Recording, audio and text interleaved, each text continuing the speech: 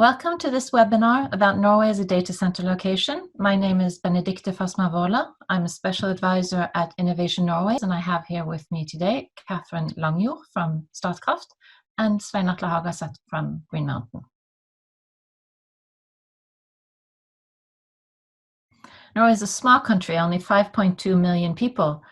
But going back hundreds of years, we have industrialized this small nation with the help of hydropower. Our society is highly dependent on both the power and the strong grids that we have built the past 100 years to connect them. Today, Norway ranks #1 on the World Economic Forum's ranking of energy access and security, largely thanks to this energy situation, which Catherine from Statkraft will elaborate on shortly. As a country, we also consistently rank among top 10 on ease of doing business. We also rank very highly on the IMD World Talent Report, and we are one of the highest ranking countries for best European countries for business in 2019. We rank very highly, #3, as the happiest country in the world, and this is largely thanks to our flat organizational structures, high standard of living, equality between the sexes, and high level of trust.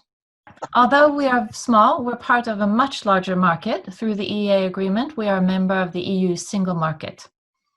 Our legal system is very well developed and prides itself on its independence, and business with foreign ownership are treated in exactly the same way as businesses with Norwegian owners. And that's, of course, extremely important to a small, open economy such as the Norwegian. We're always looking for new ways to use our renewable power sources, and one exciting opportunity is the data centers that we will be talking about today. If you value renewable and reliable electricity, political stability, and excellent business conditions, Norway makes sound business sense. Benedicte, I also believe that the Norwegian government was was the first country in the world to issue a data center strategy. Can you tell me a little bit more about that? Yes, thank you, Svein Atle. It's true. In 2018, the Norwegian government was the first in the world to launch a data center strategy, and it's titled Powered by Nature, because that is, of course, what we are. This strategy had a strong effect on the business environment, and both the Norwegian and the international data center players in our ecosystem tell us that this strategy really proves that the government is committed to working to improve the framework conditions for the sector. The fact that it's signed by 4 ministers, but also the fact that there was strong political backing from parties outside of the cabinet, was also very important because it ensures continuity regardless of which parties are represented in the ruling coalition in 2 or 4 years. This strategy document both documents the work that has been done and the work that is being done or needs to be done in order to make Norway attractive for data center investments. And this included reducing the energy tax for data centers. It included reducing property tax for industry in general, and increasing the amount of international subsea fiber connections, which is very important for our sector. The strategy is currently being updated, and the government has asked the sector to give input as to what needs to be updated.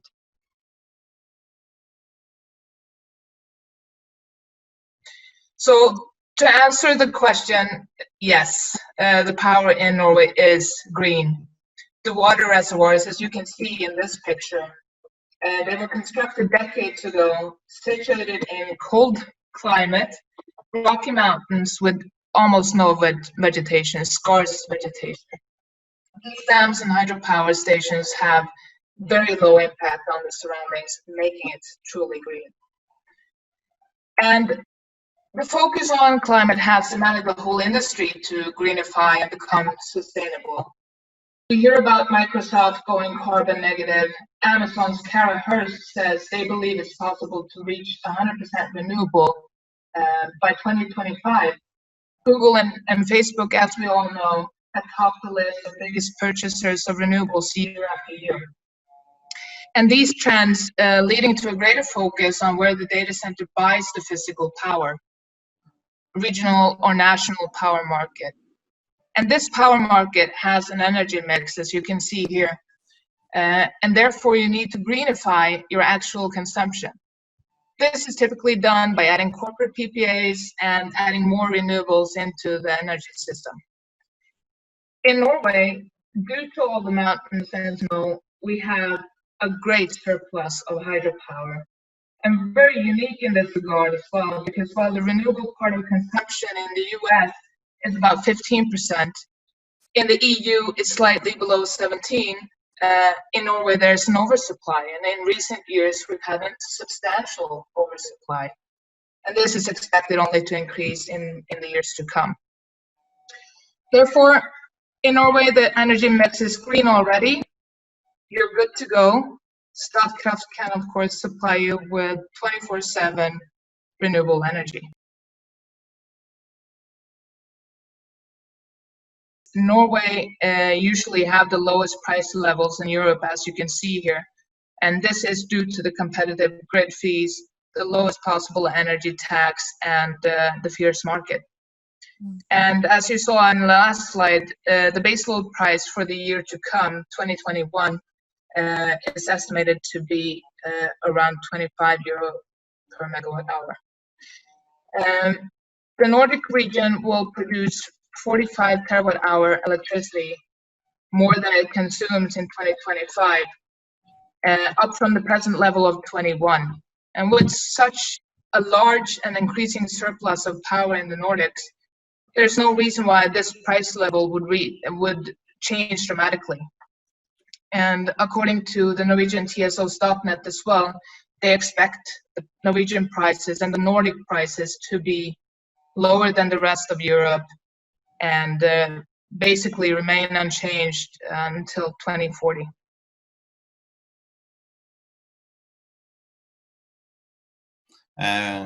So if you look back to the early 2000s, this was kind of the original legacy network in the Nordics.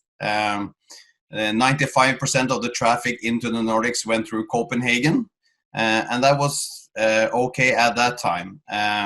Now, with a lot of the cloud providers already present in the Nordics, Facebook in Luleå, Microsoft in Sweden and Norway, Amazon in Sweden, that requires a new demand and a new requirement of adding diversity into the Nordics. And over the next 12 to 14 months, or 12 to 18 months, there's going to be a lot of new fibers coming into Norway. There's actually 10 new fiber projects being built into the Norway, some which is already operational, like the new intercontinental fiber Havfrue from Norway directly to the US, with also branching units in Denmark and Ireland. That's actually the first new North European fiber to the US in the last 20 years. And I think that's also valid for a lot of the other fibers in Europe, is that it's typically old technology, copper, or a lot of the fiber typically have lifetimes of 20 to 25 years. All the new fibers being built into Norway now are new fiber, adding diversity, adding low latency routes, and adding more direct routes to the continental Europe. So that actually makes the new or Norway kind of center of the universe in regards to what's happening in the fiber.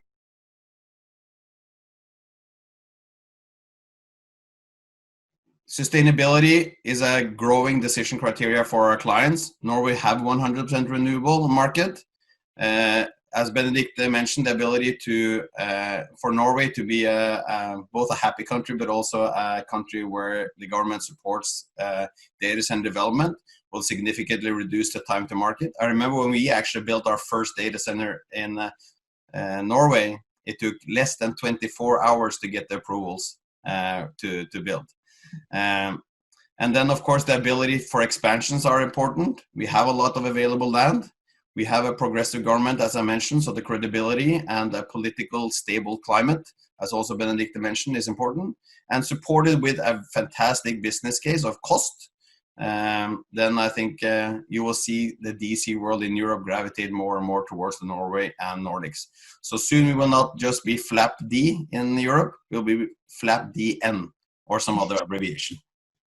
And with that, I would like to thank you for watching us.